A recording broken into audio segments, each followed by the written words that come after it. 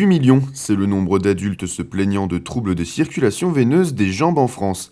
Et d'après une nouvelle étude, ce nombre ne devrait pas forcément diminuer dans les années à venir puisque la maladie serait héréditaire. La maladie veineuse, c'est le résultat de la défaillance de notre système veineux face aux contraintes qui s'exercent dessus lui en permanence, et notamment en raison du fait que l'espèce humaine marche debout. Donc il y a de très fortes pressions qui s'exercent et qui peu à peu vont dilater les veines. Ça se traduit au départ par des sensations de lourdeur et de douleur au niveau des membres inférieurs, les pieds qui gonflent, et puis peu à peu cela va évoluer vers l'apparition de varices, des œdèmes, et puis dans les phases les plus ultimes, qu'il faut éviter à tout prix, l'apparition d'ulcères. Parmi les facteurs de risque, nous pouvons citer l'excès de poids, l'alimentation, les vêtements non adaptés, mais aussi et surtout l'hérédité. Alors, la maladie veineuse comporte une grande composante héréditaire.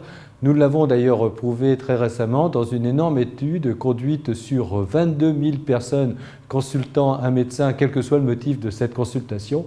Et nous avons pu démontrer que lorsque vous avez une maman qui a déjà une insuffisance veineuse, eh bien votre risque d'avoir une insuffisance veineuse, tout sexe confondu, est multiplié par 3. Même si vous avez simplement votre père qui est insuffisant veineux, eh bien votre risque personnel est multiplié par 2 par rapport à quelqu'un qui n'a pas d'hérédité. Et lorsque quelqu'un a malheureusement pour lui ses 2 parents qui ont une insuffisance veineuse, eh bien son risque d'en développer est multiplié par 6. Donc il y a véritablement une potentialisation des 2 génétiques. Nous ne serions pas tous égaux devant la maladie veineuse. En effet, les hommes restent moins touchés que les femmes. Alors non, elle touche moins fréquemment les hommes quand même, mais contrairement à ce qui a été longtemps écrit, on imaginait que la maladie veineuse touchait à peine un homme sur 10. C'est totalement faux. Il y a effectivement sans doute 60 à 70% des femmes qui développent une maladie veineuse à des stades et à des degrés différents, mais les hommes également, et on pense que c'est sans doute proche de la moitié.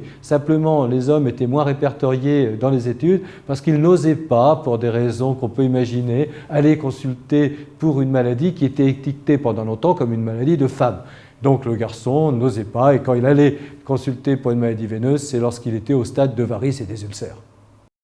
Une réaction? Un témoignage? Commentez ce reportage sur dijonsanté.fr.